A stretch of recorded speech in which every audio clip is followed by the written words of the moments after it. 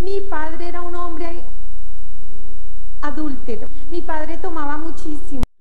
Mi padre, él decía que no era adúltero, sino que tenía muchas hormonas, que Dios lo había hecho así, y como era hombre tenía derecho. Y mi padre decía, en mi época de juventud, los hombres teníamos que pagarle a las prostitutas. Hoy en día, las mujeres se han vuelto unas vagabundas y los hombres tenemos que aprovechar.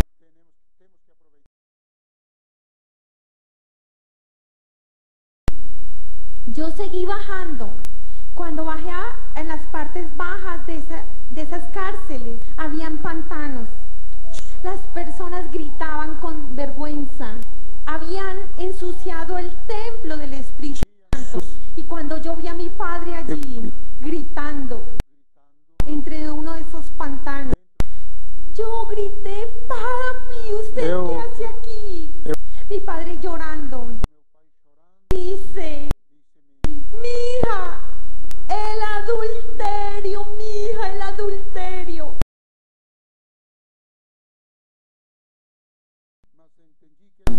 Pero estaban respondiéndole a Dios por el hogar que me habían dado. El hogar es santo, la familia es santa. Y un padre y una madre trascienden a la eternidad y responden a Dios. ¿Qué formación le han dado a sus hijos?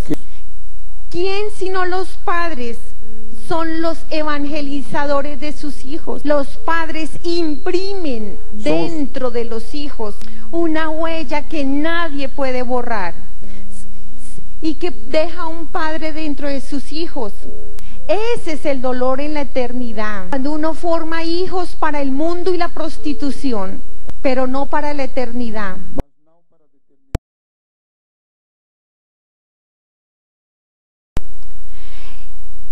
Yo decía: mamá, que me parta un rayo si estoy diciendo mentiras.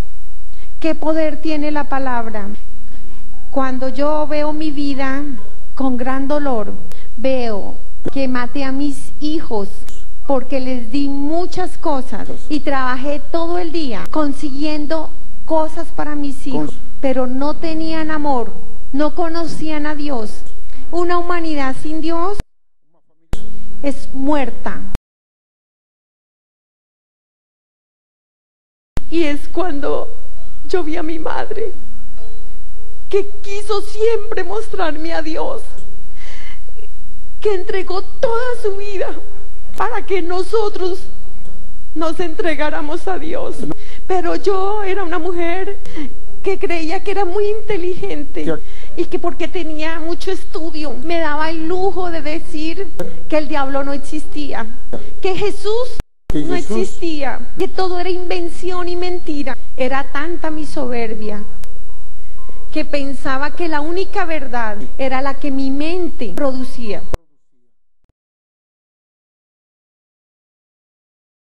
Ese camino de condenación que comencé a los 13 años, aprendí a ir a la brujería.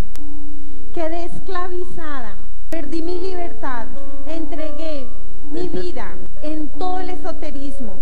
Jamás leía la Biblia, ni una vida de santos, pero cuánto libro de poder mental, yoga, meditación trascendental, todos estos libros de esoterismo, de nueva era, los leía en un instante. Me apasioné en el mundo del ocultismo y me alejé de Dios.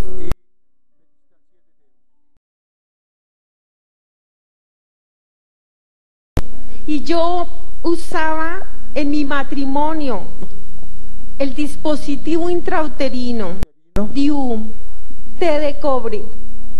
Y el Señor me mostraba cada vez que yo tenía hemorragias espontáneas con coágulos muy grandes y tenía que ir al médico, eran abortos, bebés que encontraron un cementerio en mi vientre. Pero presionada por el grupo en que me movía, tuve mi relación prematrimonial. y yo tuve mi relación usando 2 preservativos. Tomé píldoras, mis amigas me las dieron y usé 2 pastillas de un espermicida. Y sin embargo, el horror, cuando me doy cuenta que estoy embarazada, cuando le dije a mi novio, tenía casi 4 meses, estoy encinta.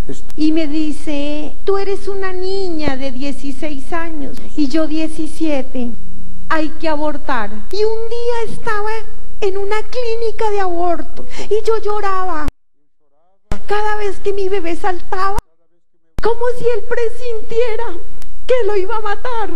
Se movía mucho y yo corría huyendo. Salía de la clínica y mi novio me traía. El Señor me mostró, cuando a mí me anestesiaron, el médico sin sentimientos metió su pinza y agarró la pierna de mi bebé y lo cortó. Y el bebé gritó y apretó las manitos. Y ese grito de mi bebé estremeció toda la creación. Y cómo fue destrozado, sin la más mínima compasión. Cayó en un balde rojo que salpicó de sangre las vestiduras del médico. Y cómo Cristo gritó con dolor en la cruz. Y cómo el diablo gozó cuando yo maté a mi bebé. Levanté de esa clínica muerta, con un dolor que no podía resistir. Y cómo lo anestesié para poder sobrevivir con licor, con aeróbicos. Y me volví muy superficial. Más triste en mi vida es que estaba excomulgada por fuera del corazón de Jesús, pero no retorné. No busqué la confesión. No busqué el sacramento de la reconciliación.